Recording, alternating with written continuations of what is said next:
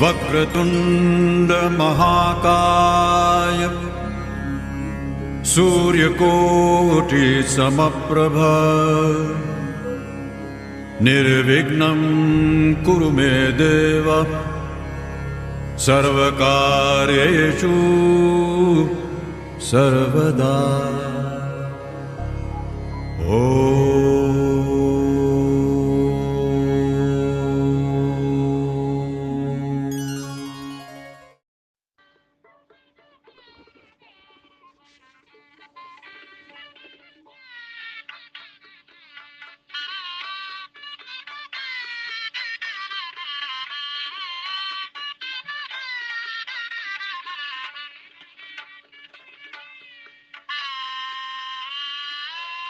आबा व ताई यांना विनम्र अभिवादन करून व्यासपीठावरील सत्कार मूर्ती आमचे अण्णा व वहिनी आणि सहस्रचंद्र दर्शन सोहळ्यानिमित्त निमंत्रित केलेले नातेवाईक तसेच अण्णा व वहिनींचे मित्र व मैत्रिणी यांना माझा नमस्कार।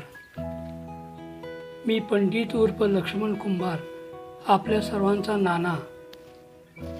सत्कार मूर्ती आमचे अण्णा व वहिनी यांच्या आत्तापर्यंतच्या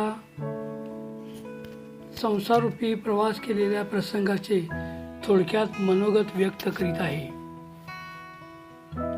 आमच्या घराण्यात पहिल्यापासून दत्त महाराजांची कृपा आहे। माझे आबा व ताई फार धार्मिक होते, त्यामुळे घरातील सर्वांची नावे देवदेवतांची ठेवलेली आहेत। अण्णांचे वडील सखाराम, सखा म्हणजे मित्र, आपल्या दोन्ही भावांना सांभाळून घेणारे। दोन चुलते मिळून तिन्ही भावंडे गवंडी कामात अग्रेसर होते। अण्णांचे वडील सखाराम आणि आई हारूबाई, आम्ही त्यांना आबा व ताई म्हणत। आबांना एकूण 5 मुलगे व 1 मुलगी। मारुती, चांगुना, नारायण, जगन्नाथ, गोविंद आणि विनायक। यापैकी आमचे अण्णा म्हणजे 4 नंबरचे। त्यांचा जन्म कोल्हापूर जिल्ह्यातील पन्हाळा तालुक्यामधील कोडोली या खेड्यात 7 ऑक्टोबर 1944 साली झाला। गोरी, देखणी, गोंडस अशी ही मूर्ती खूप हुशार व चुणचुणीत होती। पहिल्या 7 वर्षात खूप खोड्या करीत असत, म्हणून त्यांना शाळेत घातलं। आत्तासारखे मॉन्टेसरी, केजी, अप्पर केजी असे काहीही नव्हते। 7 वर्षात झाला की पहिलीत घालायचे। 1ली ते 7वी पर्यंतचे त्यांचे शिक्षण जीवन शिक्षण विद्या मंदिर कोडोली येथे झाले। कुस्तीची आवड असल्याने ते 3री पासूनच तालमीत कुस्त्या खेळायला जायचे, म्हणून सर्वजण त्यांना पैलवान म्हणून हाक मारत असत। त्यांना चित्रकलेची फार आवड होती, तसेच कबड्डी, खो खो या खेळात भाग घ्यायचे। घरामध्ये गणपतीचा व्यवसाय असल्याने गणपती रंगवायला मदत करायचे। त्याचे एक उदाहरण द्यायचे म्हणजे अण्णा ज्यावेळी 7वीत गेले त्यावेळी शाळेच्या स्नेहसंमेलनात त्यांनी रांगोळी प्रदर्शनात भाग घेऊन धान्यापासून कोंबड्याचे चित्र रांगोळीत सादर केले। अवघ्या 2 तासात वेगवेगळ्या धान्यापासून तो भला मोठा कोंबडा तयार केला। त्या प्रदर्शनात कोंबड्याला 1 नंबरचे बक्षीस मिळाले। बक्षीस म्हणजे 3x3 आकाराचा एक चांदीचा बिल्ला। सर्वांनी त्यांचे कौतुक केले। आमचे आबा, ताई, दादा, बापू, तात्या, आप्पा सर्वजण खुश झाले।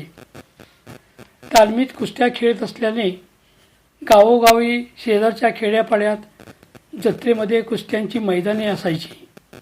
तिकडे कोणालाही न सांगता कुस्त्यांना जायचे। कुस्ती मारली की बक्षीस म्हणून 1 नारळ व 2 रुपयाची नोट मिळायची। ते बक्षीस आबासमोर आणून ठेवायचे।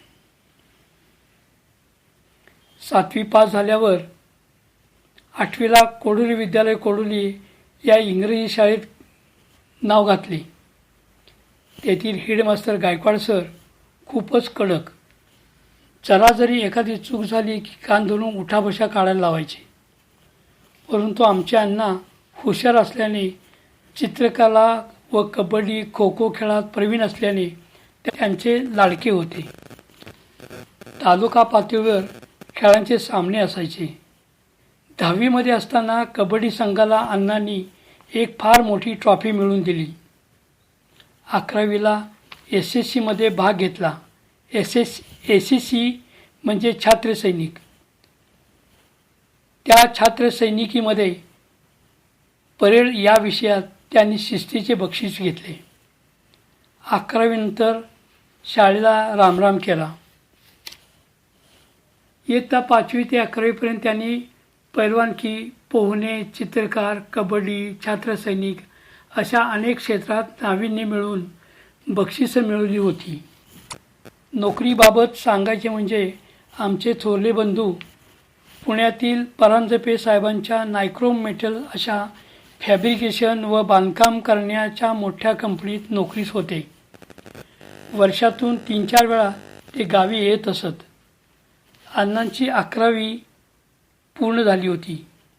आबा दादांना म्हणाले, अरे मारुती, गोविंदाला घेऊन जा तुझ्याबरोबर. नायक्रोमचे काम असे होते की कंपनी कोठे काम घेईल तिकडे जावे लागत. 2-4 महिने एक साईड झाली की दुसरीकडे जायचे. त्यावेळी दादांचे नाशिक येथील ओझर येथे मिग विमान बांधण्याच्या कारखान्याचे काम चालू होते. मग काय, आबांची आज्ञा. 1961 साली अण्णांना हाफ चड्डीवर, त्यावेळी विजार असायची. दादांनी कामानिमित्त अण्णांना नाशिकला नेले. त्यावेळी फणसळकर साहेब होते. कोणत्याही कामाची माहिती नसल्याने साहेबांनी अण्णांना त्यांच्या ओळखीच्या ठिकाणी मुंबईला वायरमन कोर्ससाठी पाठवले. 2 महिन्याचा कोर्सनंतर वायर म्हणून नायक्रोममध्ये अण्णा काम करू लागले. मूळचेच चित्रकार असलेले अण्णा इलेक्ट्रिशियनचे काम करत करत फॅब्रिकेशनमध्ये कैच्या कशा बनवतात, गुण्या कसा लावतात, किती अंशावर कैची तयार करतात हे पाहत व त्याचा अभ्यास करत.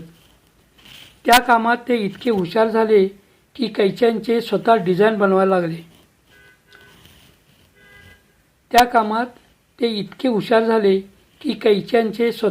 करू लागले. वेल्डिंग शिकून कैच्यांची कामे करू लागले. त्यांना त्या कामाबद्दल त्यावेळी फणसळकर साहेबांनी नायक्रोम कंपनीतर्फे प्रशस्तीपत्रक दिले. त्यानंतर अण्णांच्या नशिबाला एक वेगळीच कलाटणी मिळाली. ज्या ज्या ठिकाणी नायक्रोम कंपनीची कामे असत त्यावेळी फणसळकर साहेब अण्णांना इंजिनियर म्हणून घेऊन जात असत.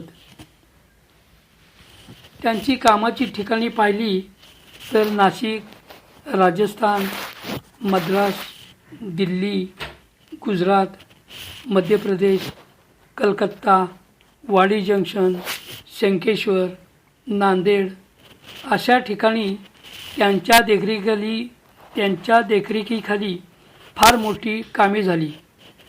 नायक्रोम कंपनीचे मालक परांजपे साहेब व जोशी साहेब, तसेच साईटवरील फणसळकर साहेब, इनामदार साहेब, नायर साहेब, कुलूप साहेब यांनी अण्णांचे खूप खूप कौतुक केले. अण्णा बाहेर असले तरी कधी कधी 15 दिवसांची सुट्टी घेऊन गणपतीला व दिवाळीला गावी येत असत. 1962 ते 1974 असा त्यांच्या नायक्रोम कंपनीमध्ये काम करीत असताना घरच्यांनी त्यांना लग्न करण्याचा तगादा लावला. आज उद्या करत करत त्यांचे लग्न 30 मे 1965 रोजी धूमधडाक्यात मोठ्या थाटामाटात न भूतो न भविष्य अशा प्रकारे झाले. त्यांच्या वरातीपुढे लेझिम, दानपट्टा, ढाल तलवार, सोंगी कला आविष्कार, दारुगोळा, आतषबाजी अशा प्रात्यक्षिकास पार पडला. त्यांना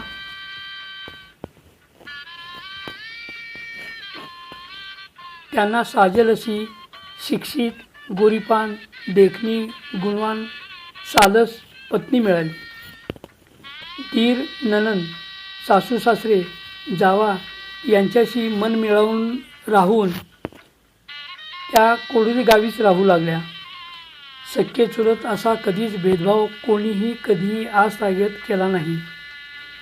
अण्णा वहिनींचे व माझे मायारूपी प्रेम अगदी वाखाणण्यासारखे होते. अण्णा प्रथमच नवरा नवरी म्हणून ज्योतिबाला देवदर्शनाला गेले. त्यावेळी कोल्हापूरला जाऊन लिबर्टी टॉकीजमध्ये पहिला लीडर सिनेमा पाहिला व मला म्हणाले की तुझ्या वहिनीला एक पोह्याच्या खड्याची अंगठी करायची आहे. ती मी केली, पण पैसे अण्णांनीच दिले होते. काही दिवस असेच दीर जावमध्ये सासरी दिवस काढल्यानंतर अण्णांनी वहिनीला बरोबर घेऊन जाण्याचा विचार घरात मांडला. त्यास सगळ्यांनी होकार दिला. रामाबरोबर सीता अण्णांच्या साईटवर गेली. 7 ऑक्टोबर 1968 त्यांना पुत्ररत्न झाले. गोरा, देखणा, उंच असा मुलगा खूप हुशार व लाजाळू होता. तो लहानांचा मोठा होऊ लागला. सारखी फिरतीमुळे बाहेर राहणे पसंत नव्हते. त्यामुळे अण्णांनी 1974 नायक्रमला रामराम ठोकला. रंगनाथ साहेबांनी खूप आग्रह केला, परंतु अण्णांनी नकार दिला व त्यानंतर पुण्यातच स्वतःची त्रिमूर्ती कंपनी चालू केली. 1974 पासून 10x10च्या खोलीत संजूसह गोखलेनगर, वडारवाडी येथे नव्याने संसार सुरू केला. रंगनाथ साहेबांनी सेंचुरियंका येथे पहिले त्यांना मोठे काम दिले. त्यानंतर त्यांची पुनश्च भरभराटी सुरुवात झाली व प्रत्येक कामात यश मिळत राहिले.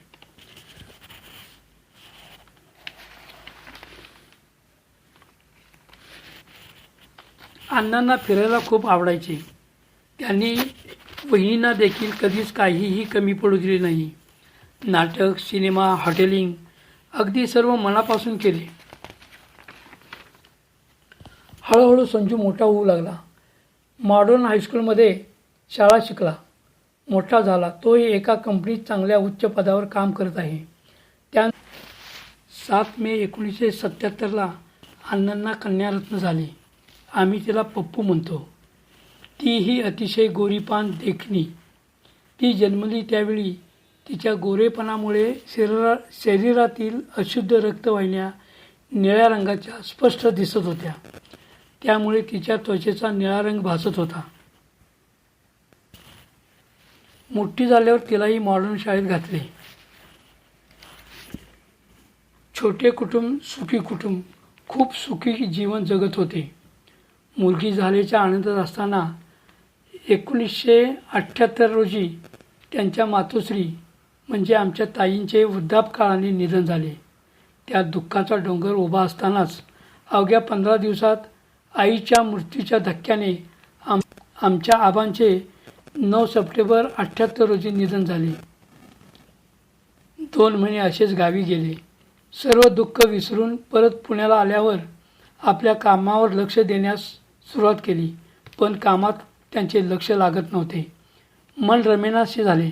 वहिनींनी मोठ्या धीराने त्यांना आधार देऊन पूर्ववत काम सुरू करण्याची विनंती केली. दरम्यान संजूची नोकरी पक्की झाल्यावर 14 मे 1996 त्याच्या मामाच्या मुलीबरोबर थाटामाटात लग्नाचा बार उडवला. त्याला एक मुलगी व एक मुलगा अशी 2 अपत्ये आहेत.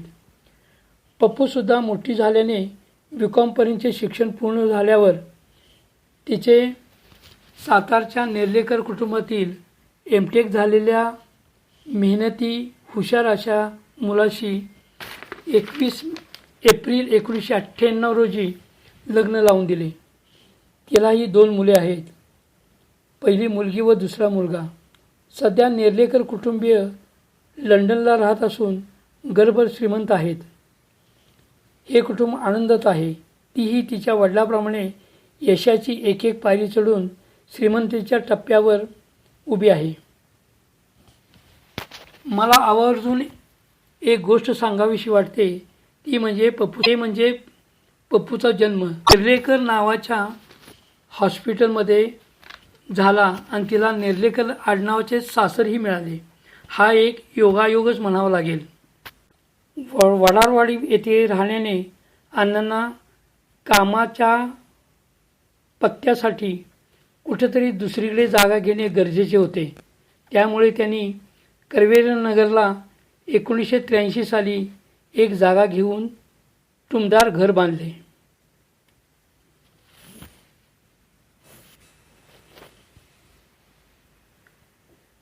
ते घर म्हणजे सुसंग बंगला. आमचे अण्णा वहिनी खूपच भाग्यवान आहेत. त्यांना जुने पिक्चर्स, नाटकं खूप आवडतात आणि तेही वहिनीबरोबरच. आत्तापर्यंतचे आयुष्य चांगले जगले व सध्या जगत आहेत. अण्णांना मी एकच उपमा देतो, ती म्हणजे एक स्थितप्रज्ञ मनुष्य. स्थितप्रज्ञ म्हणजे आत्तापर्यंत कोणाला किती दिलं, कोणासाठी किती केले त्याची त्यांनी परतफेड कधीच मागितली नाही. अपेक्षेशिवाय दुसऱ्यासाठी सतत काहीतरी करत राहणे हेच ध्येय ठेवून जगत राहिले. त्यांना दुसरी एक उपमा देतो, ती म्हणजे वडाच्या झाडाची. खोलवर मुळ्या पसरवून आम्हा सर्वांना त्या वडाच्या छायेखाली सामावून घेतलं. हे आमचे सर्वांचे भाग्यच. वडाच्या फांद्या फार लांब जातात. तसे आमच्या घरातील आतापर्यंत 20 ते 25 जणांना आपल्याबरोबर पुण्यासारख्या ठिकाणी आणले व वास्तव्य करून दिले. माझ्या आईवडिलांच्या जागी असलेले हे माझे अण्णा-वहिनी यांना दीर्घायुष्य लाभो. पुढील त्यांचे उर्वरित आयुष्य निरोगी सुदृढ राहो. ते शतायुष्य होवो हीच परमेश्वरचरणी प्रार्थना. वहिनींनाही सहस्रचंद्र दर्शनाचा लाभ मिळो अशी परमेश्वराला प्रार्थना करतो. अण्णांचा सहस्रचंद्र दर्शन सोहळा, वहिनींची 75वी व वेदांचा वाढदिवस हा दुग्ध शर्कराचा योग याच देही याच डोळा पाहिला. खूप खूप धन्य झालो. धन्यवाद.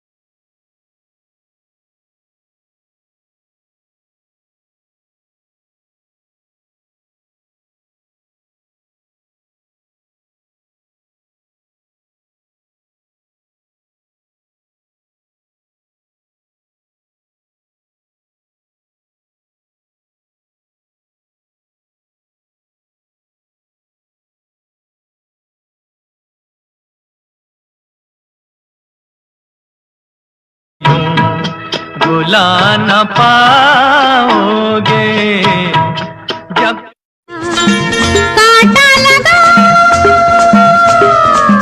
हाय लगा ओ हसीना जुल्फों वाले जाने जहां। अच्छा तो हम चलते हैं, फिर कब मिलो वादा है इन मत वाली आंखों का, इस मस्ती में सूझे न क्या कर डालूं।